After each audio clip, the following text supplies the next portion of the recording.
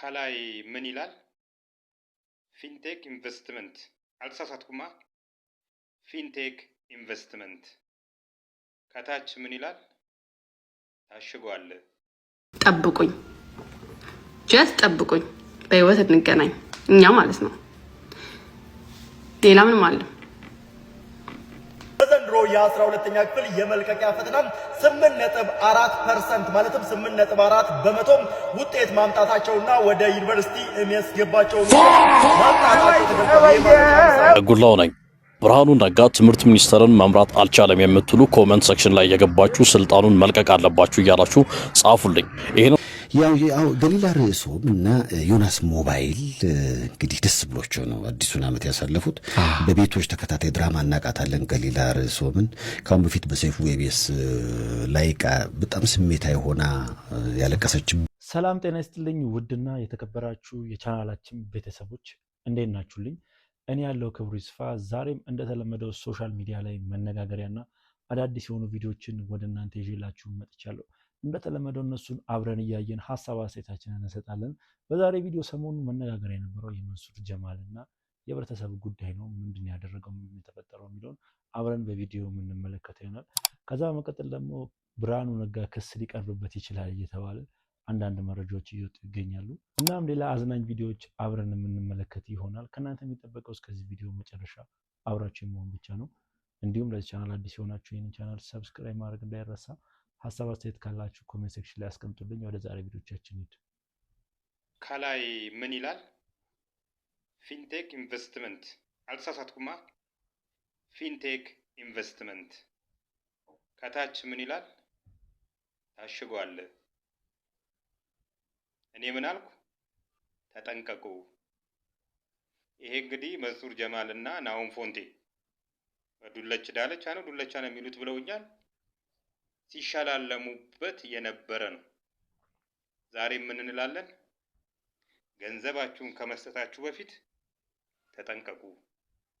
ይሄ ቆየት ያለ ቪዲዮ ነው ወደ እናንተ ይዤላችሁ የመጣሁት። በአሁኑ ሰዓት ፊንቴክ ኢንቨስትመንት የተባለው አንድ ድርጅት ሰዎችን መኪና እያስመጣን ግማሽ% ግማሹን በብድር ግማሹን ከፍላችሁ ያለምንም ወለድ በማለት ግማሽ ብር ከሰበሰበ በኋላ ብዙዎች ተጭበርበረናል እያሉ ድምጽ እያሰሙ ይገኛሉ። እና ይህ ሰውዬ ቀድሞ ተናግሮ ነበር በቪዲዮም ሆነ በማስረጃ ፊንቴክ ኢንቨስትመንት ብራችሁን ሊበሏችሁ ነው፣ መንሱር ጀማልም የነሱ ተባባሪ ነው በማለት ብዙ አይነት መረጃዎችን አወጥተውበት ነበረ እና ሰው አላመነውም ነበረ። ግን በስተመጨረሻም አሁን ላይ ፊንቴክ ኢንቨስትመንት አጭበርባሪ ሆኖ ተገኝተዋል በማለት ብዙ ሰዎች እነሱ ጋር የሄዱ ሰዎች ብራችንን ተበላን በማለት ቅሬታቸውን እያቀረቡ ይገኛሉ። እንግዲህ መንሱር ጀማል መልስ ይሰጣል አይሰጥም የሚለውን አብረን የምንመለከት ይሆናል። ከዛ በመቀጠል ደግሞ እሱ ብቻ አይደለም፣ መንሱር ጀማል ብቻ አይደለም፣ አንዳንድ አርቲስቶችም ነበሩ ከፕሮሞሽን ወይ ደግሞ ለፕሮሞሽን አብሮ የቀረቡ አርቲስቶች ማለት ነው። እንደ ሰለሞን ቦጋለ ይመስለኛል ካልተሳሳትኩ፣ እነ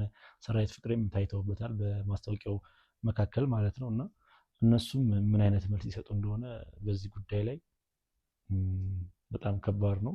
ያው ነገሮችን ሳያጣሩ ማስታወቂያ መስራት ለዚህ አይነት ነገር ነው የሚዳርገው። እስቲ ጉዳዩን ወይ ደግሞ መልሳቸውን ተከታትዬ ማቀርብላችሁ ነው። ያው ገሊላ ርዕሶም እና ዮናስ ሞባይል እንግዲህ ደስ ብሎቸው ነው አዲሱን ዓመት ያሳለፉት። በቤቶች ተከታታይ ድራማ እናቃታለን። ገሊላ ርዕሶምን ካሁን በፊት በሰይፉ ኢቢኤስ ላይ በጣም ስሜታዊ ሆና ያለቀሰችበት እንግዲህ ቃለ ምልልስ ወደ 1.7 ሚሊዮን ህዝብ ነው ያየው። ገሊል እያየው ነበር እጅሽ ላይ ታቱ።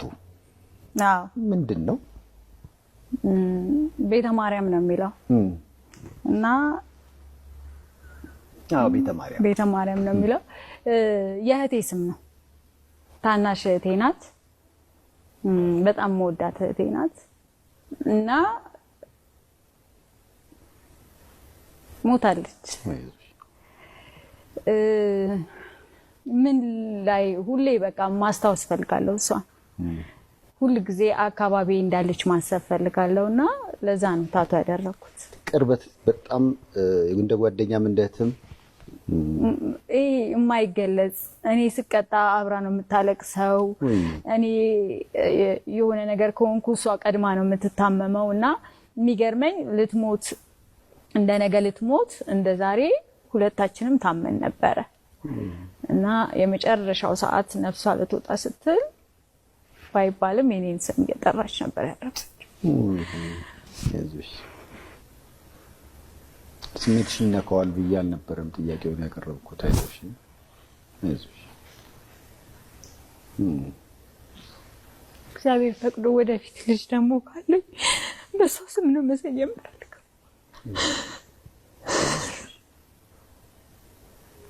እንግዲህ ያዙ መቼም ሁላችንም ቢሆን ወደዛው ነው የምንሄደው። ሞት ለማንም አይቀርም። ግን አለ ሰዓቱ ሲሆን ወይም ደግሞ እንዲበጧቱ ሲሆን ቅስም ይሰብራልና ሐዘንሽ ምን ያህል መራር እንደሆነ ይገባኛል። አይዞሽ አይዞሽ። እጇ ላይ ተነቅሳለች። ያ ንቅሳት ምናልባት እግዚአብሔር ፈቅዶልኝ ሲኖረኝ እህቴን ለማስታወስ ብላ ነበረ። አሁን የወለደችው ወንድ ነው። ስለዚህ ሴት ትወልዳለች ብለን ሁለተኛው ስለምት ያደርግላታል።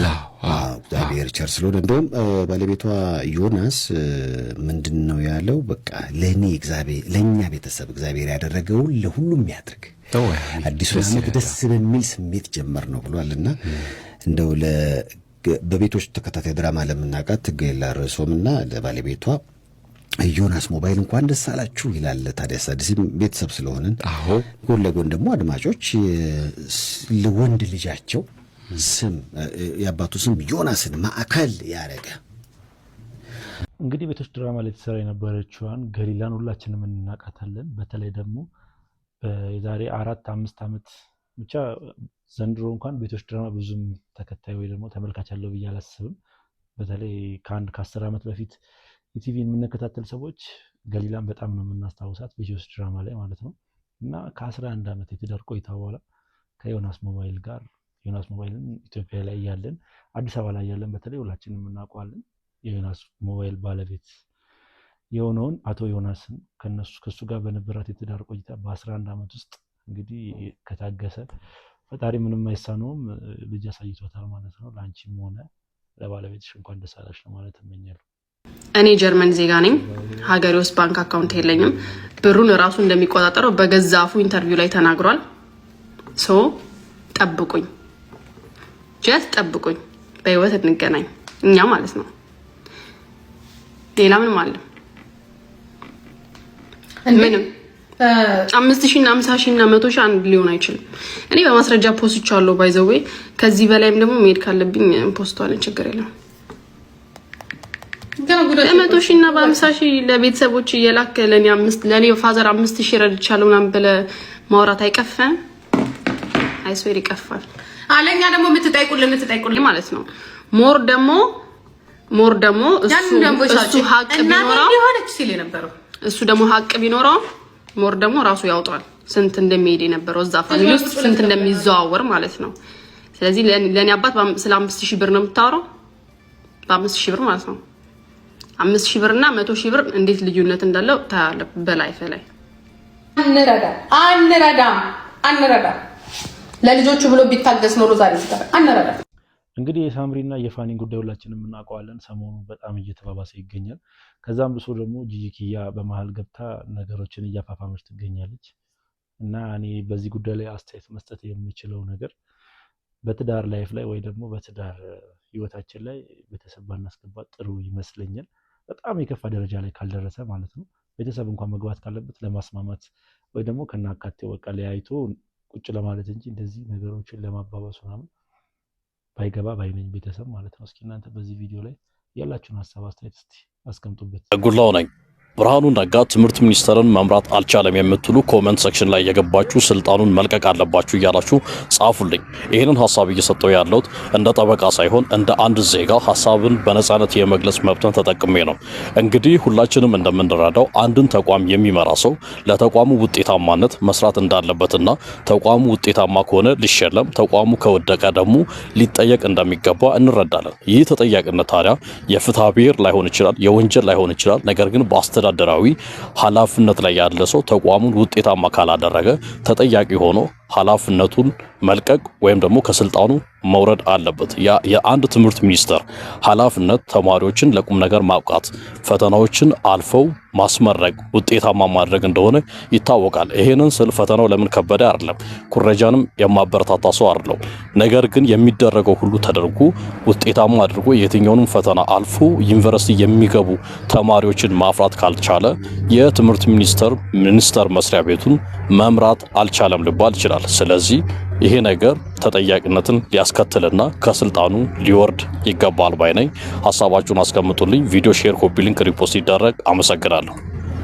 እንግዲህ ሰሞኑን የ12ኛ ክፍል ውጤት እንደወጣ ሁላችንም እናስታውሳለን እና ከዛ ውስጥ ከ90% በላይ የሆነ ተማሪ ወድቋል ማለት ነው። እና ምን አይነት አወዳደቅ ቢወድቁ ነው እንግዲህ ምን አይነት ስሌት ብቻ በጣም ብዙ ሰዎች መነጋገሪያ እየሆኑ ይገኛሉ በአሁኑ ሰዓት ላይ። በእንደዚህ አይነት ኬዝ እንዴት 93% ተማሪ ሊወድቅ ይችላል በማለት ብዙ ሰዎች ብርሃኑ ነጋን ወይ ደግሞ ትምህርት ሚኒስቴርን እየወቀሱ ይገኛሉ። በምንም ስሌት የሁላ ተማሪ ሊወድቅ አይችልም፣ ወይ ፈተናውን በጣም ኦቨር አክብዳችሁት ነው፣ ወይ ደግሞ የተሳሳተ መረጃ የተሳሳተ ፈተና የፈተና ውጤት ደርሶችን ነው እያሉ ብዙ ሰዎች የተማሪዎች ወላጆች በቲክቶክ ላይ በጣም እየተናገሩ ሰምተናል። የተሳሳተ ውጤት ነው ልጆቻችን የደረሳቸው፣ ልጆቻችን የሰሩትና ውጤቱ የወጣው ውጤት አንድ አይደለም እያሉ ብዙ ሰዎች አስተያየታቸውን እየሰጡ ይገኛሉ።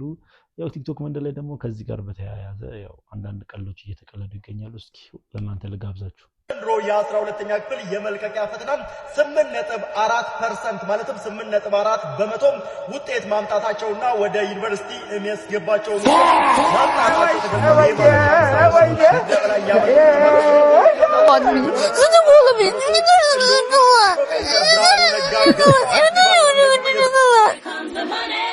Here we go, money talk. Here comes the money.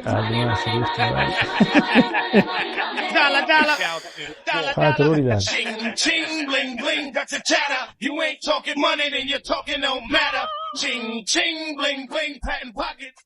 እንግዲህ ያው ውጤቱን ሁሉም ሰዎችን ያስደነገጠ ሆኖ ነው የተገኘው። እንግዲህ 91.6 ማለት ከ100% በጣም አስደንጋጭ ቁጥራዊ መረጃ ነውና ይሄኛውን ነገር ደግሞ ሰዎች ወደ ቀል እየቀየሩት ብዙ መነጋገሪያ ነገሮችን እየፈጠሩ ይገኛሉ። ግን ብርሃኑ ነጋ በጣም ትውልድ እየጨረስክ ነው አንተ አልገባህም እንጂ ሄለው በሪዛልት አውት ይላል።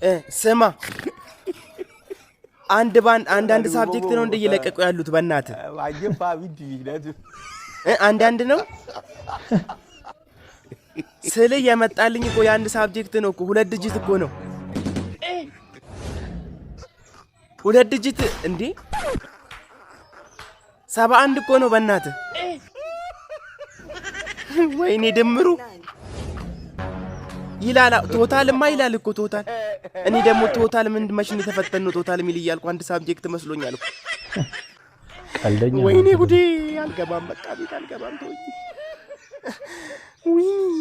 አይ ብቻ በጣም ብዙ ሰዎችን ሰሞኑን እያነጋገረ የሚገኘው ይሄ የ12ኛ ክፍል ውጤት ነው እና በጣም አስደንጋጭ እኔ ከዚህ በፊት እንደተናገርኩት አስደንጋጭ የሆነ ቁጥራዊ መረጃ ነው። እንግዲህ ከ100% 91.6% ተማሪ ወደቀ ማለት በጣም እንደ ሀገር በጣም ያሳፍራል። ያው እኔ ተማሪዎቹ ላይ ብቻ አለ ችግሩ ነው ብዬ ማስበው፣ ግን በጣም ትምህርት ሚኒስቴር በጣም መስራት አለበት ብዬ አስባለሁ እዚህ ነገር ላይ። እስኪ እናንተ በዚህ ቪዲዮ ላይ ያላችሁን ሀሳብ አስተያየት አስቀምጡበት። ምን ተሰማችሁ? በዚህ ቪዲዮ ያላችሁን ሀሳብ አስተያየት በነፃነት ኮሜንት ሴክሽን ላይ አስቀምጡልኝ። ለማንኛውም ምርጦችዬ ዛሬ ቪዲዮቻችን እነኚህን ይመሳሰሉ ነበረ። ቪዲዮቻችን እንደተመቻችሁ ጥርጥር የለኝም። ቪዲዮ ከተመቻችሁ ላይክ፣ ሼር፣ ሰብስክራይብ ማድረግ እንዳይረሳ። በተለይ ሰብስክራይብ በማድረግ የዚህ ቻናል ቤተሰብ መሆን እንዳይረሳ። ሀሳብ አስተያየት ካላችሁ ኮሜንት ሴክሽን ላይ አስቀምጡልኝ። በቀጣይ ቪዲዮ እስክንገናኝ ድረስ ሰላም ቆዩልኝ።